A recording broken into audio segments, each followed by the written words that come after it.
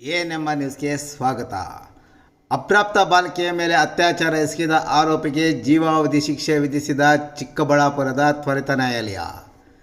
ಚಿಂತಾಮಣಿ ತಾಲೂಕಿನ ತಳಗವಾರ ಗ್ರಾಮದಲ್ಲಿ ಅಪ್ರಾಪ್ತ ಬಾಲಕಿಯ ಮೇಲೆ ಅತ್ಯಾಚಾರ ಎಸಗಿದ ಆರೋಪಿ ಶಿವಕುಮಾರ್ ಅಲಿಯಾಸ್ ಕುಮಾರ್ ಅವರಿಗೆ ಚಿಕ್ಕಬಳ್ಳಾಪುರ ಜಿಲ್ಲಾ ತ್ವರಿತ ನ್ಯಾಯಾಲಯ 1ರ ಅಪರ ಮತ್ತು ಜಿಲ್ಲಾ ಸತ್ರ ನ್ಯಾಯಾಧೀಶರಾದ BC ಭಾನುಮತಿರವರು ಆರೋಪಿಗೆ 25,000 ರು ದಂಡ ಮತ್ತು ಜೀವಾವಧಿ ಶಿಕ್ಷೆ ವಿಧಿಸಿದ್ದಲ್ಲದೆ ಅತ್ಯಾಚಾರಕ್ಕೆ ಒಳಗಾದ ಬಾಲಕಿಗೆ ಮಹಿಳಾ ಮತ್ತು ಮಕ್ಕಳ ಕಲ್ಯಾಣ ಇಲಾಖೆಯಿಂದ ಪರಿಹಾರವಾಗಿ 3 ಲಕ್ಷ ರುಗಳನ್ನು ನೀಡುವಂತೆ ಆದೇಶ ಹೊರಡಿಸಿದ್ದಾರೆ.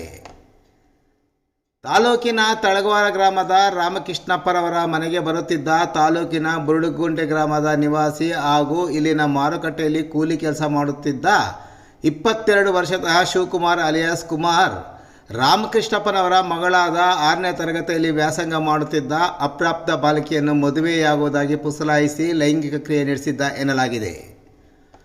ಬಾಲಕಿ 4 ತಿಂಗಳಾದ ನಂತರ ಹೊರಗಡೆ ಆಗಿಲ್ಲವೆಂತ ಪೋಷಕರಿಗೆ ತಿಳಿಸಿದ್ದು, ಅವರು ಚಿಂತಾಮಣಿ ಸರ್ಕಾರಿ ಆಸ್ಪತ್ರೆಯಲ್ಲಿ ತೋರಿಸಿದಾಗ ಅಪ್ರಾಪ್ತ ಬಾಲಕಿ 6 ತಿಂಗಳು ಗರ್ಭಿಣಿಯಾಗಿರುವಾಗ ತಿಳಿಸಿದ ನಂತರ ಬಾಲಕಿಯನ್ನು ವಿಚಾರಣೆ ನಡೆಸಿದಾಗ ನಮ್ಮ ಸಂಬಂಧಿ ಬುರುಡುಗುಂಟೆ ಗ್ರಾಮದ ಕುಮಾರನು ಮನೆಗೆ ಆಗಾಗ ಬಂದು ತನ್ನನ್ನು ಮದುವೆಯಾಗುತ್ತೇನೆಂದು ಪುಸಲಾಯಿಸಿ ಬಲವಂತವಾಗಿ ತನ್ನ ಮೇಲೆ ಲೈಂಗಿಕ ಕ್ರಿಯೆ ನಡೆಸುತ್ತಿದ್ದಾನೆ ಅಂತ ತಿಳಿಸಿದ್ದ ಮೇರೆಗೆ ಪೋಷಕರು ಗ್ರಾಮಾಂತರ ಠಾಣೆಗೆ 2014 ಮಾರ್ಚ್ 1ರಂದು ದೂರು ಸಲ್ಲಿಸಿದ ಪರಿಣಾಮ ಗ್ರಾಮಾಂತರ ಠಾಣೆಯಲ್ಲಿ ಪೋಕ್ಸೋ ಪ್ರಕರಣದಡಿ ಪ್ರಕರಣ ದಾಖಲಾಗಿ ತನಿಖೆ ನಡೆಯುತ್ತಿತ್ತು.